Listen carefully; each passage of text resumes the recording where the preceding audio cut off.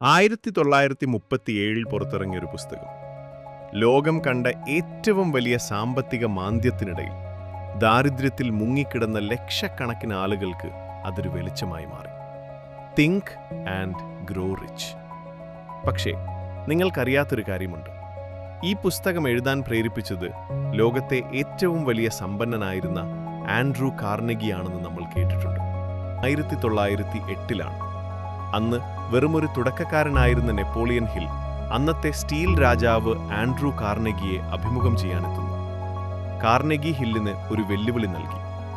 ലോകത്തിലെ ഏറ്റവും വിജയിച്ച 500 വ്യക്തികളെ പഠിച്ച് അവരുടെ വിജയരഹസ്യം ലോകത്തിന് പകർന്നു നൽകുക. പക്ഷേ ഇതിന് ഞാൻ പണം നൽകില്ല. അടുത്ത 20 വർഷം ഹിൽ ചെലവഴിച്ചത് Thomas Alva Edison, Henry Ford, Alexander Graham bell തുടങ്ങിയ അതികായന്മാർക്കൊപ്പമായിരുന്നു. പക്ഷേ ഗവേഷകർ ഇന്നും ചോദിക്കുന്ന ഒരു ചോദ്യമുണ്ട്. ഈ വമ്പന്മാർ ആരെങ്കിലും നെപ്പോളിയൻ ഹില്ലിനെക്കുറിച്ച് എവിടെയെങ്കിലും സൂചിപ്പിച്ചിട്ടുണ്ടോ? ഉത്തരം നിങ്ങളെ അത്ഭുതപ്പെടുത്തിയേക്കാം. ഒരിടത്ത് പോലും ഹില്ലിന്റെ പേര് പരാമർശിച്ചിട്ടില്ല.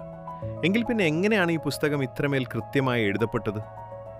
പുസ്തകത്തിന്റെ അന്തസത്ത 13 തത്വങ്ങളിലാണ്. അത് കേവലം പണമുണ്ടാക്കുന്നതിനെക്കുറിച്ച് മാത്രമല്ല, മനസ്സിനെ പാകപ്പെടുത്തുന്നതിനെക്കുറിച്ചാണ്. ആദമ്യമായ ആഗ്രഹം വെറുമൊരു ആഗ്രഹമല്ല, അത് നേടിയെടുക്കാനുള്ള കഠിനമായ ദാഹം. വിശ്വാസം, അസാധ്യമായതിനെ സാധ്യമാക്കുമെന്ന് സ്വന്തം മനസ്സിനെ വിശ്വസിപ്പിക്കുക. മാസ്റ്റർ മൈൻഡ്, സമാന ചിന്താഗതിയുള്ള ആളുകളുടെ ഒരു കൂട്ടായ്മ സൃഷ്ടിക്കുക. ഹെൻറി ഫോർഡ് വിജയിച്ചത് അദ്ദേഹത്തിന്റെ അറിവ് കൊണ്ടല്ല, മറിച്ച് തന്റെ ചുറ്റും ബുദ്ധിമാന്മാരായ ആളുകളെ നിർത്തിയതുകൊണ്ടാണ്. ഇതൊന്നും പുതിയ അറിവുകളല്ലെന്ന് നമുക്ക് തോന്നാം. പക്ഷേ 1930കളിൽ ചിന്തകൾക്ക് വസ്തുക്കളായി മാറാൻ കഴിയും എന്ന ആശയം വിപ്ലവകരമായിരുന്നു. നെപ്പോളിയൻ ഹില്ലിന്റെ ജീവിതം അത്ര സുഗമമായിരുന്നു.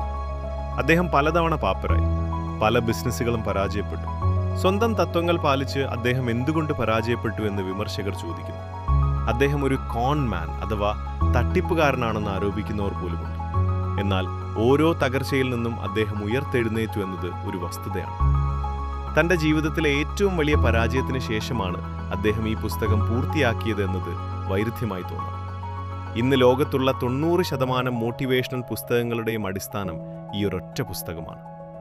നിഗൂഢതകൾ എന്തു തന്നെയായാലും കോടിക്കണക്കിന് ആളുകളുടെ ചിന്താരീതി മാറ്റാൻ ഇതിന് സാധിച്ചു. മനുഷ്യന്റെ ഉപബോധ മനസ്സിന്റെ ശക്തിയെ ഇത്രമേൽ ലളിതമായി അവതരിപ്പിച്ച മറ്റൊരു കൃതിയില്ല. നിങ്ങൾ എന്ത് വിശ്വസിക്കുന്നുവോ അത് നിങ്ങൾക്ക് നേടാനാകും. ഇതായിരുന്നു ഹില്ലിന്റെ അവസാന സന്ദേശം. ചരിത്ര സത്യങ്ങൾ എന്തുമാകട്ടെ, ഈ പുസ്തകം നൽകുന്ന ആത്മവിശ്വാസം ലോകത്തെ മാറ്റിമറിച്ചു കഴിഞ്ഞു.